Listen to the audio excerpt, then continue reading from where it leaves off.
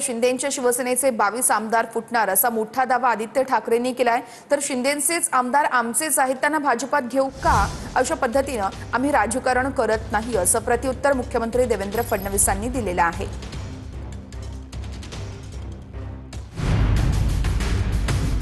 नागपुरात हिवाळी अधिवेशनाच्या पहिल्याच दिवशी शिंदेंच्या 22 आमदारांबाबत आदित्य ठाकरे यांनी मोठा दावा केलाय।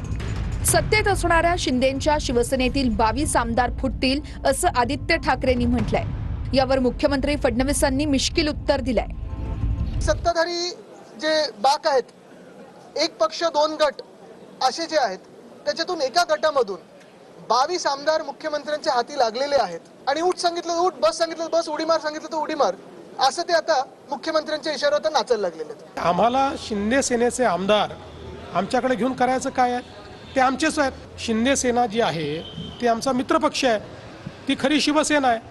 त्यामुळे ते आमच्या मित्रपक्षाचे आमदार आम्हाला घेऊन आम्ही अशा प्रकारचं राजकारणही करत नाही।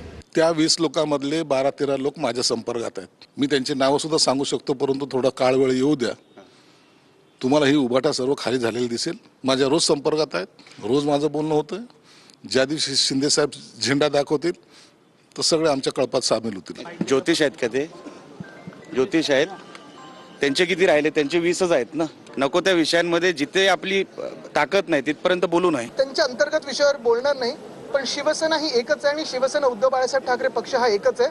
बाकीचा मिंदीगटाबद्दल त्यांना शिवसेना बोलणं योग्य नाही, त्यांनी सगळं चोरलेलं आहे। ज्या 22 आमदारांचा आपण उल्लेख केलेला आहे किंवा त्यामध्ये काही मंत्री आहेत, त्यांना नेमकं कोण लीड करत आहे? बघा, त्या 22 आमदारांमध्ये मी असं कोणतरी व्हाईस कॅप्टन म्हणून स्वतःला म्हणतात सुद्धा, ह्यांचे काय उद्योग धंदे चालतात हे मला माहित नाही। तर उद्धव ठाकरे यांचे 13 आमदार आमच्या संपर्कात असं संजय शिरसाट म्हणत आहेत। संपर्कात असलेल्या आमदारांची नावंही सांगू शकतो असंही शिरसाट म्हणतायत। एकनाथ शिंदे म्हणतील तेव्हा महाराष्ट्राच्या राजकारणात मोठा स्फोट होईल असाही दावा संजय शिरसाट यांनी केलाय। उभाटाचे आमदार हे ही जी निवडणूक झाली 2024 त्यापासून आमच्या संपर्कात आहेत, हे आम्ही वारंवार सांगत आलेलो आहे। आजही 13 आमदार आमच्या संपर्कात आहेत, त्यांची नावं मी सांगू शकतो, परंतु हे आत्ता आम्हाला त्यांना डिस्पोज नाही करायचं, त्यांना असं दाखवायचं नाही आहे आणि एक्सपोज नाही करायचं। डिस्पोज म्हणलं एक्सपोज नाही करायचं आणि एक्सपोज करून त्यांचे पक्षामध्ये कुठं अडचण होईल असं काही वातावरण होऊ नये अशी माझी धारणा आहे। पण ज्या दिवशी एकनाथ शिंदे साहेब म्हणतील त्या टायमाला या महाराष्ट्राच्या राजकारणामध्ये मोठा स्फोट होईल। लाडकीनं चमत्कार केल्यानं विरोधकांचे टांगे पलटी, घोडे फरार असं शिंदे म्हणतायत। लाडकी बहीण योजनेवरून उपमुख्यमंत्री शिंदेंचा विरोधकांना हा टोला आहे। महिलांच्या सक्षमीकरणात कुठलीही तडजोड केली जाणार नाही असंही शिंदेंनी म्हटलंय। महिलांच्या सक्षमीकरणासाठी कोणती तडजोड बिलकुल केली जाणार नाही। लाडक्या बहिणींनी चमत्कार केला आणि सगळ्यांचे टांगे पलटी घोडे फरार करून टाकले।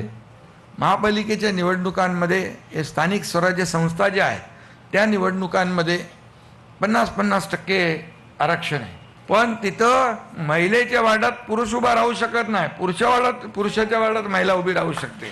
एखादी महिला अध्यक्ष महोदय एखाद्या वार्डात चांगली काम करत असेल आणि तो वॉर्ड जर बदल झाला आणि पुरुष झाला तर आपण त्या महिलेचं तिकीट कापण्याची हिंमत करत नाही, कारण तिला तिकीट देतो कारण तिचं काम